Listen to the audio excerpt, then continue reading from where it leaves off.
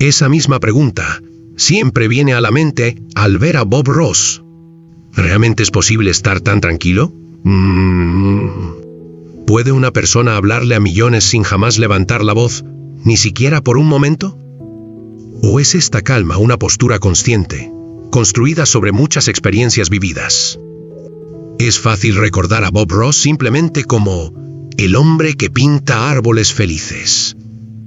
Pero la verdadera historia comienza cuando el pincel no está sobre el lienzo, porque la tranquilidad de la que hablaba Bob Ross no era el resultado natural de su vida, era su respuesta a la vida. Bob Ross, nacido en Florida en 1942, pasó su infancia en una familia que, desde afuera, parecía bastante común. Su padre era carpintero, su madre camarera. No había grandes demostraciones de amor en casa, pero tampoco había conflictos abiertos. Este entorno moldeó el carácter introvertido de Bob Ross desde temprana edad. Prefería la soledad a interactuar con personas.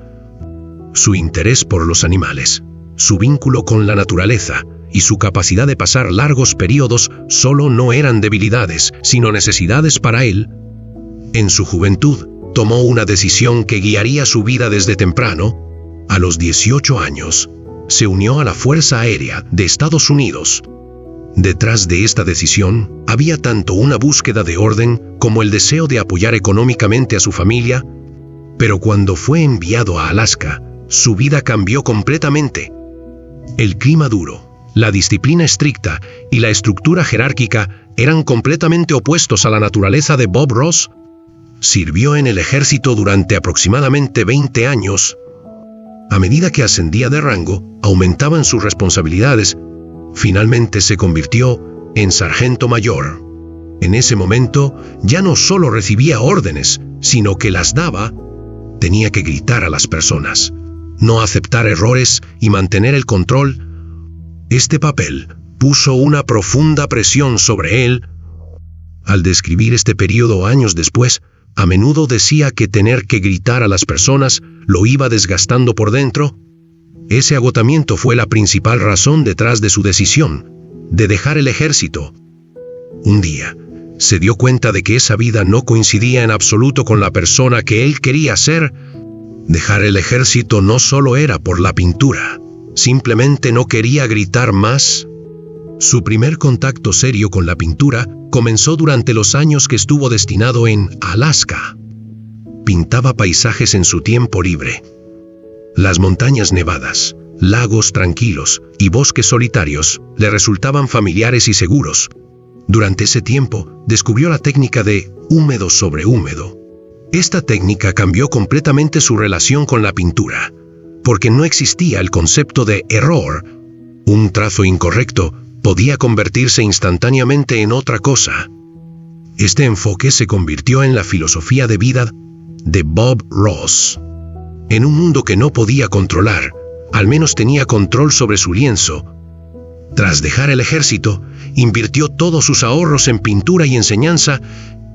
No fue una elección fácil. Dejó atrás la seguridad financiera, pero a cambio, eligió una vida en la que podía hablar con su propia voz. Cuando The Joy of Painting empezó en 1983, el público televisivo se encontró con algo a lo que no estaba acostumbrado. Nadie tenía prisa. Nadie gritaba. Bob Ross miraba a cámara, hablaba despacio y decía a los espectadores, «Tú también puedes hacerlo». Esa frase era el mensaje más fuerte del programa. Su interacción en televisión era muy consciente. Ross creaba la sensación de hablar uno a uno con el espectador. No advertía sobre errores, no corregía faltas ni hacía sentir a nadie insuficiente. Incluso cuando el pincel se caía, él decía, «Dejemos que encuentre su propio camino». Este enfoque tuvo un gran impacto, especialmente en los espectadores con poca confianza en sí mismos. Pero había un detalle desconocido. Bob Ross ensayaba cada pintura muchas veces antes de cada episodio. Nada de lo que parecía espontáneo en pantalla era realmente aleatorio. Las posiciones de los árboles, la altura de las montañas, la forma en que caía la luz, todo estaba planeado previamente. Así que su calma no venía de la falta de planificación, sino todo lo contrario, del control magistral. Su icónico cabello afro también se malinterpretaba a menudo.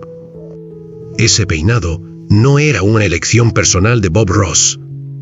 Surgió de un trato por una permanente y como se convirtió en una identidad de marca, no podía cambiarlo.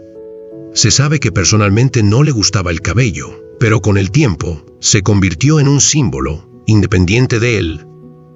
Observando de cerca las pinturas de Bob Ross, destaca un detalle interesante. La mayoría no tiene personas. Hay casas, pero las puertas están cerradas. Hay caminos, pero no se sabe hacia dónde conducen. Esto se considera una elección consciente. Porque Bob Ross pintaba la tranquilidad no de las personas, sino de lugares donde ellas no existían. Su vida privada refleja también esa soledad. Se casó 3 veces. Su hijo, Steve Ross, nació de su primer matrimonio. Steve siguió los pasos de su padre. Se hizo pintor y apareció en el programa. Sin embargo, la relación padre-hijo nunca fue cálida. Bob Ross prefería guardar sus sentimientos antes que mostrar afecto. El mayor apoyo de su vida fue su segunda esposa, Jane Ross. Jane no solo era su esposa, sino también socia comercial, manager y persona de mayor confianza. La muerte de Jane Ross por cáncer en 1992 creó un gran vacío en la vida de Bob Ross. Tras esa pérdida, Ross se encerró aún más en sí mismo. Su salud comenzó a deteriorarse. Su energía se apagó. Durante ese periodo, Walt y Annette Kowalski tomaron el control de Bob Ross Inc. Tras la muerte de Jane, el control total de la compañía pasó a ellos. Mientras Bob Ross estaba enfermo, fue excluido de las decisiones de la marca. Ya no podía supervisar los acuerdos hechos en su nombre. Los productos licenciados, juegos de pinturas y videos de entrenamiento generaban millones de dólares en todo el mundo. Pero estos ingresos no beneficiaban ni a Bob Ross ni a su hijo Steve Ross. Este proceso llegó a ser conocido como traición. En 1994, a Bob Ross le diagnosticaron linfoma. Esta información fue mantenida en secreto para los espectadores. Continuar el programa, proteger la marca y evitar preocupar a los televidentes eran las justificaciones. En los últimos episodios, los espectadores más atentos notaron sus manos temblorosas, la respiración más breve y las pausas, pero Ross nunca lo mencionó. Pasó sus últimos meses mayormente en aislamiento. Recibía tratamiento, ya no aparecía ante cámaras y estaba totalmente excluido de las decisiones empresariales.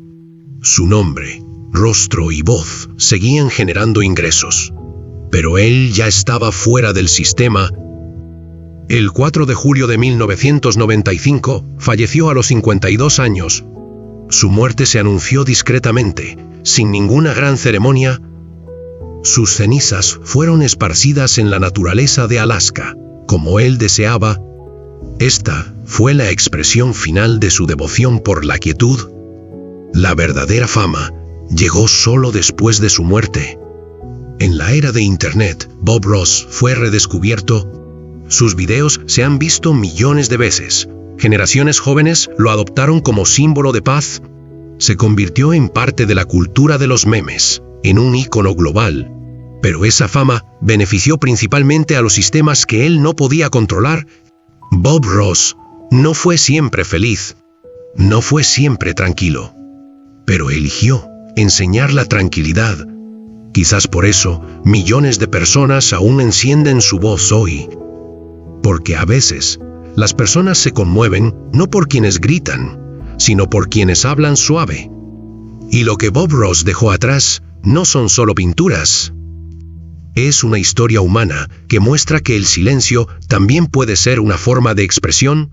Para compartir la historia y el mundo pacífico de Bob Ross con más gente, no olvides dar like al video, suscribirte a mi canal y escribir tus pensamientos en los comentarios.